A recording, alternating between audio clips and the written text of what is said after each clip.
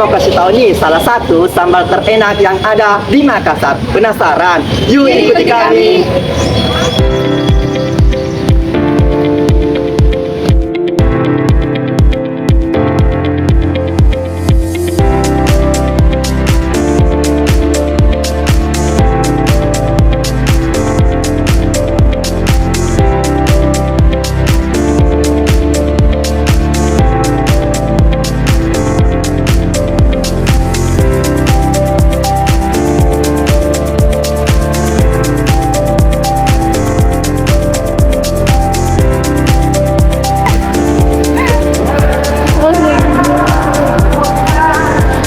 Jadi kita telah sampai di toko dan tempat produk pembuatan sambal senggoldong yang beralamat di BTP Blok AE nomor 11 dekat pintu gerbang Kampus 2 TMUP Makassar.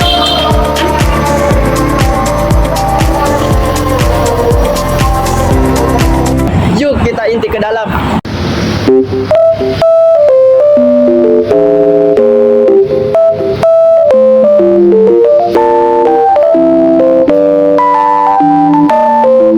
Wow.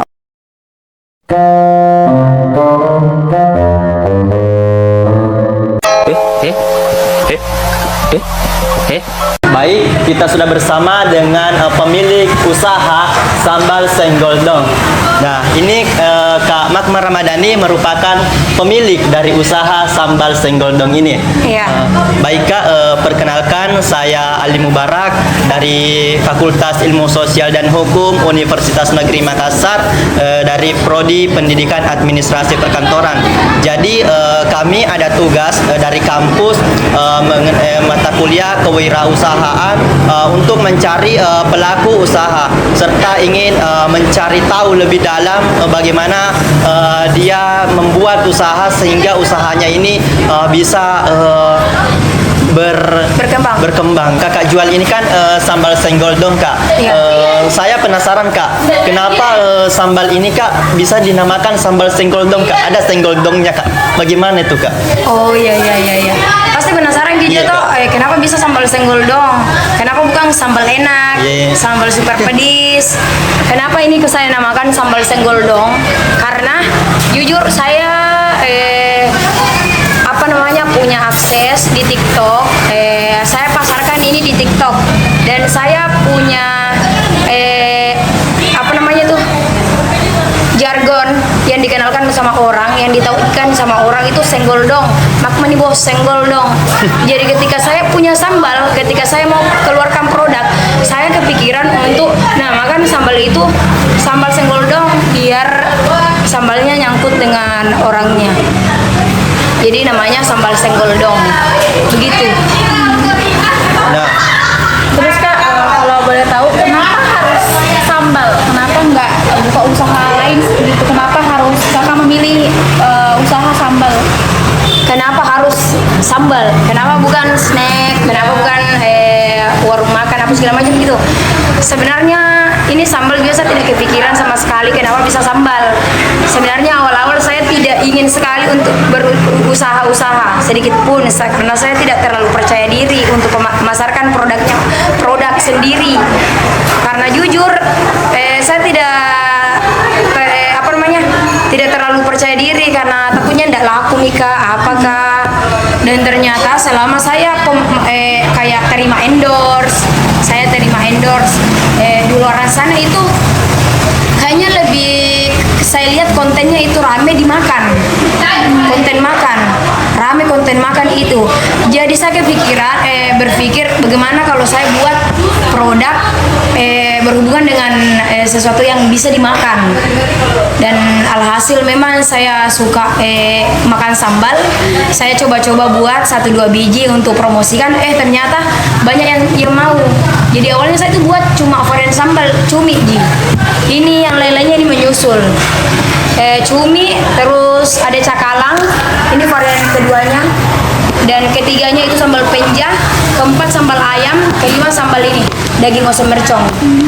Nah, kira-kira Kak dari beberapa varian ini, varian apa yang paling bestseller dan yang paling banyak dipesan oleh pelanggan? Oh, yang paling bestseller itu daging oseng mercong sama sambal cumi yang selama ini, karena ini usaha sudah tak 1 tahun nih, hampir 1 tahun nih, tapi menjelang puasa itu ini yang paling banyak laku, paling ayam.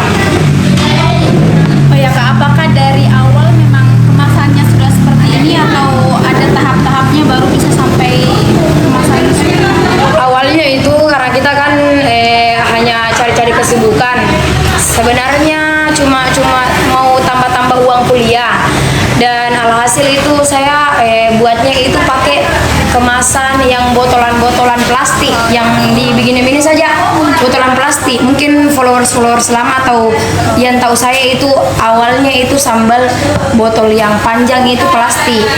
Dan setelah 1-2 bulan banyak merembes di perjalanan karena ini sudah seluruh Indonesia nih pengirimannya. Jadi saya berpikir untuk kasih lebih upgrade kasih lebih bagus ini kemasannya seperti ini. Jadi saya belikan mesin itu untuk press ki. Jadi ini aman untuk dikirim kayak gini. Jadi tinggal lihat. Oh iya, ini kan tadi Kakak sempat sebutin nih kalau sambal ini sudah sampai ke beberapa wilayah Kakak. Ya, seluruh Indonesia, bahkan ini sudah sampai Jepang. Apa sih kayak suka dukanya dari yang ini kan pasti misalkan pengirimannya atau dari banyak restoran kah atau bagaimana? Apa tantangan dari itu? Oh, sebenarnya ini saya tantangannya buat sambal ini tuh sebenarnya dari harganya juga. Sebenarnya harganya dari yang naik turun, bahan-bahannya naik turun. Terus saya kan buat ini sambal itu betul-betul real olahan dari nol. Apa namanya, cumi mentah, bukan cumi asin. Rata-rata orang buat sambal cumi di luar sana itu dari cumi asin, dari Jawa, kayak cumi asin, cumi kering. Sedangkan saya ini real cumi yang memang langsung keluar dari laut, langsung saya olah jadi ini. Karena cumi juga musiman, jadi terkadang saya susah cari bahan-bahan pokoknya. Cakalang juga susah, tuna juga susah, ayam juga harganya naik turun, terus lombok juga terkadang juga susah. Pokoknya hal-hal begitu Ji. Kalau restoran itu mungkin hal yang wajar bagi para pengusaha tuh, karena ya beda-beda perilakunya para kurir di jalan memperlakukan paket. Jadi terkadang ada paket yang bocor, ada yang paket yang tidak sampai di orangnya, ada juga paket yang merembes kah, dan banyak restoran juga. Tapi ya sudah jadi resiko. Baik Kak, sudah berapa lama Kak menjalani usaha ini Kak? Kan saya sudah bilang tadi sudah hampir 1 tahun. Oh, Sudah hampir 1 tahun ini usaha, dan alhamdulillah dari ini usaha ada banyak hal yang bisa saya beli, dan alhamdulillah juga apa namanya, banyak hal yang minta orang tua untuk jajan, kasih uang orang tua banyak juga. Pokoknya semoga lah sampai bertahun-tahun ini usaha, belum bisa sampai 1 tahun. Kak, bagaimana Kak caranya kita mengatasi kayak para pesaing di luar sana Kak? Kayak kan misalnya kan pada saat ini yang jual sampah itu Kak seperti di toko online shop itu kan banyak Kak. Iya. Bagaimana caranya Kakak itu dalam mengatasi para pesaing yang ada di luar sana Kak? Oh, bagaimana caraku untuk bersaing? Iya. Sebenarnya bersaing itu wajar sekali Ji, banyak sekali. Ketika jujur saya ini buat sambal ini, saya belum tahu siapa penjual sambal di Makassar. Tidak ada sama sekali saya tahu penjual sambal. Setelah saya buat ini, banyak yang bermunculan yang buat sambal, banyak. Tapi saya tidak jadikan sebuah persaingan. Intinya kita bersaing yang positif, sehat, dan banyak juga itu kulihat penjual. Tapi saya bilang Kak, semoga dari apa yang Anda lihat dari saya itu bisa juga terinspirasi Kak buat begitu. Jadi saya sebenarnya kalau persaingan itu jalan-jalan juga. Kalau ada yang saingi, alhamdulillah. Kalau memang yang tidak ada, ya tidak apa-apa juga. Intinya saya itu jalankan ini usaha itu jalan-jalan juga, jalan-jalan terus, selalu Kak berusaha untuk lakukan yang terbaik. Bagaimana Kak selalu ikuti yang dibilang ikuti perkembangan zaman. Apa yang sekarang kalau mungkin orang di luar sana jual ini jual caranya seperti ini, saya cari cara yang lain. Seperti saya kemarin jual di TikTok. Karena di TikTok udah banyak yang tahu. Sekarang saya beralih lagi kayak dibilang toko orange, offline juga. Saya buka warung seperti ini untuk jual offline juga. Akalinya lagi itu supaya bisa orang makan, saya buka warung makannya lagi biar bisa makan sambalnya. Intinya begitulah, bersaing secara positif itu kayak buat ke sesuatu yang berbeda dan promosikannya itu secara bagus juga, ikuti perkembangan zaman.